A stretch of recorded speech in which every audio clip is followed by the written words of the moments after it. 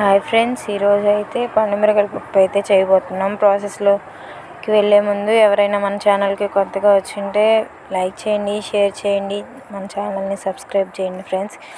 ఇక్కడైతే నేను పప్పు కడిగేసేసి కుక్కర్లో పెట్టేసుకున్నాను. అదైతే ఉడికేసింది, ఒక 5-4 విజిల్స్ వచ్చాయి అంతవరకు. దాంట్లో ఇప్పుడు కొంచెం పసుపు యాడ్ చేసుకున్నాం.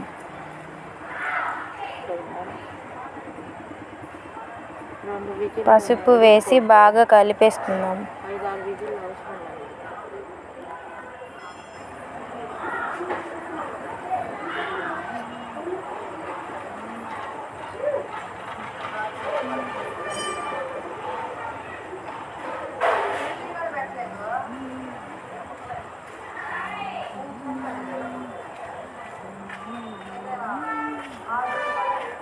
ఇప్పుడు దీంట్లోకి అయితే పండుమిరపకాయల పచ్చడిని అయితే యాడ్ చేసుకుని దీన్ని కూడా బాగా మిక్స్ చేసేసుకున్నాం.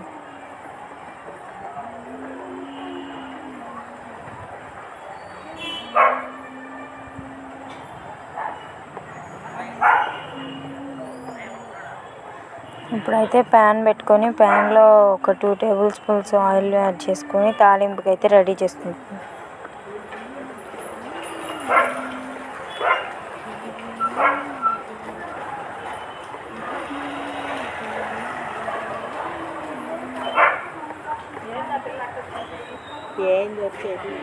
ఆయిల్ హీట్ అయిన తర్వాత దీంట్లో ఇప్పుడు మనం వెల్లుల్లిపాయలు యాడ్ చేసుకొని బాగా ఫ్రై చేసుకున్నాము.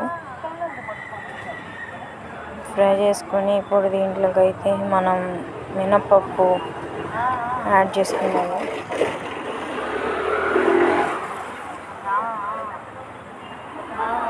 తర్వాత ఆవాలు, జీలకర్ర అవన్నీ యాడ్ చేసుకోండి.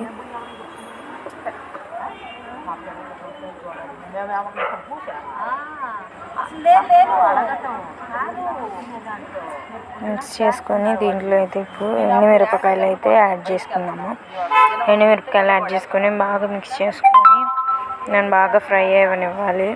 ఫ్రై అవ్వనిచ్చిన తర్వాత ఇప్పుడు దీంట్లో మనమైతే కొంచెం పచ్చిమిరపకాయలు యాడ్ చేసుకోండి. అవి కూడా కలుపుకొని ఫ్రై అవ్వనివ్వండి.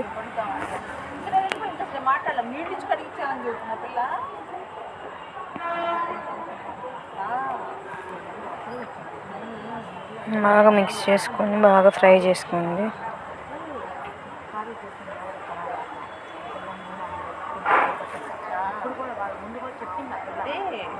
అయిపోయిన తర్వాత దీంట్లో అయితే కొంచెం కరివేపాకు యాడ్ చేసుకొని మిక్స్ చేసుకోండి. అలాగే తర్వాత ఆనియన్స్ కూడా యాడ్ చేసుకొని మిక్స్ చేసుకోండి. బాగా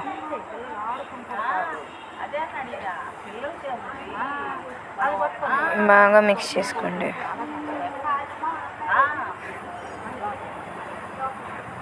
బాగా మిక్స్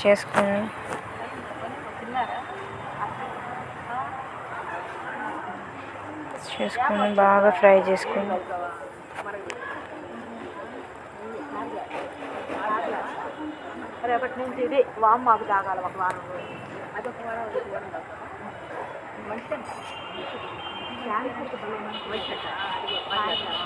ఇలా గోల్డెన్ బ్రౌన్ కలర్ వచ్చేంత వరకు ఫ్రై చేసుకొని ఇప్పుడు దీంట్లో అయితే ఇంగువ యాడ్ చేసుకుందాం. కొంచెం ఇంగువ కూడా యాడ్ చేసుకొని బాగా మిక్స్ చేసేసుకోండి.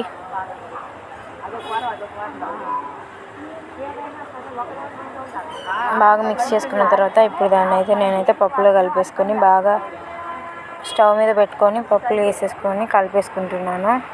ఇది ఒక 2 minutes 1 minute అలాగా స్టవ్ మీద ఉంచేసుకుంటే మనము చేసుకుంటున్న పండుమిరపకాయల పప్పు అయితే రెడీ అయిపోతుంది.